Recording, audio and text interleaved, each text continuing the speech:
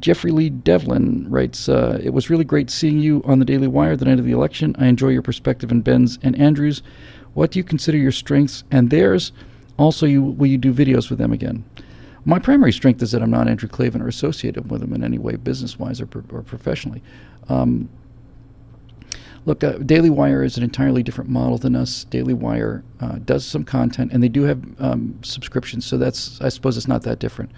But the actual Daily Wire is a huge site that's getting bigger all the time. They've got some very, very sharp people over there, not just running it, but doing the social media.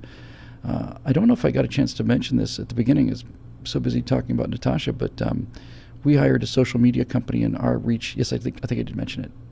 Our peak reach used to be 13,000 was our social influence, and now it's 250,000, and that's after 1 week. They're telling us we can get to floor of millions of people, so that'll help spread the message.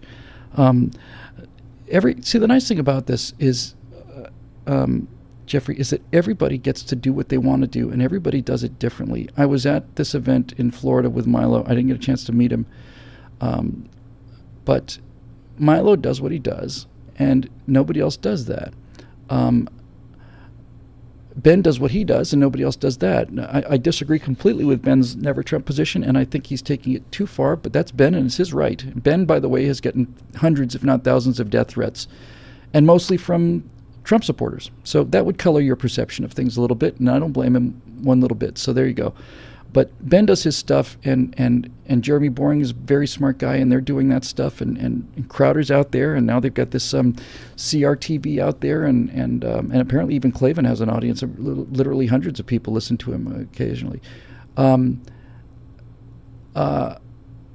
So everybody's doing what they're good at, and what I want to do is we're doing 15 videos. I've got committed to 15 videos for Turning Point USA for young people, and what I want them to be is as small a unit as possible. I was thinking it would be things like capitalism, but it's not even going to be that. It's going to be wealth creation. What is money?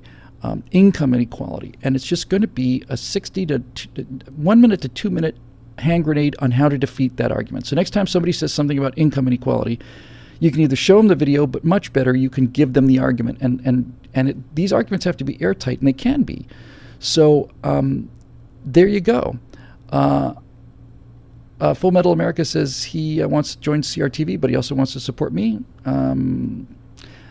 If you can hold off your decision for another week or so, we are going to show you what we can do with young people. We're going to go out there and really, really kick some ass. Because this is the direction we're moving in as a company here.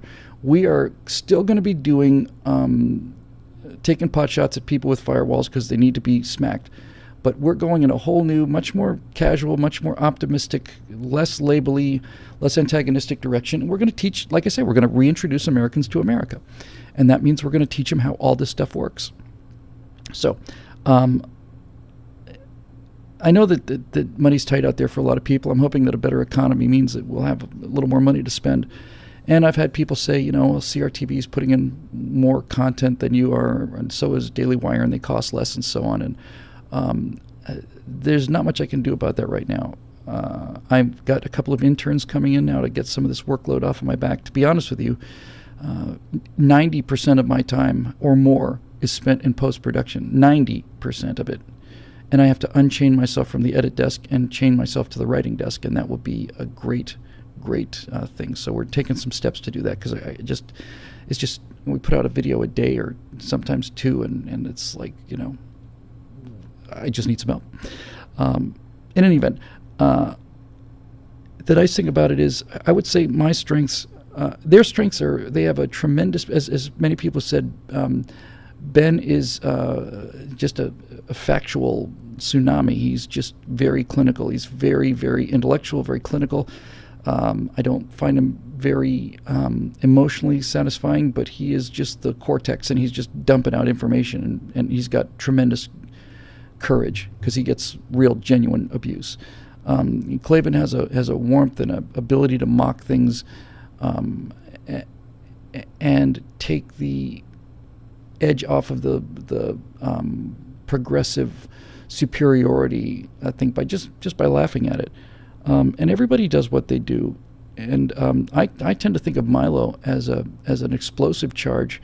When you got a log jam, when you're floating logs down the river to the sawing facility, to the sawmill, and sometimes every now and then the logs would just start to build up, and they'd get caught in the little narrow part of the channel.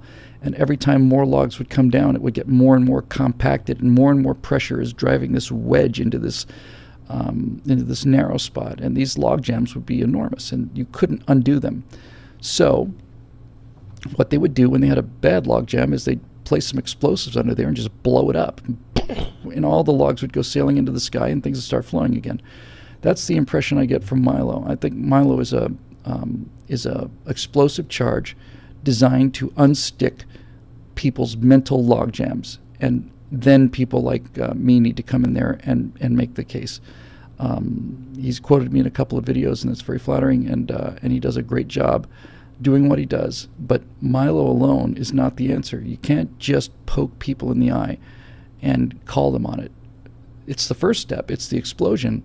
But you got to follow it up with sawing some wood, and that's what I'd like to do. So I'm going to be handing out these things to people. But the main thing I want to do when I talk about winning the hearts and minds of young people, which is the first point in the plan, is simply this. I would like to see, at the end of a year, certainly at the end of 2 years, I would like to say that this company, me and our members here, I'd like to say that our company started 1,000 YouTube channels. Now, I know it's not going to get to be that. Even if it's 20, I'll be happy. And when I say 1,000 YouTube channels, I mean, I don't want 20 people doing videos here with me, and I don't want 20 people, on our programming on BillWhittle.com. I want to be able to say that we took 20 people and turned them into voices of conservatism using their voices, and perhaps me helping a little bit in terms of understanding how things like money work and capitalism works and defense and all that stuff. So I want to give them the tools. But an effective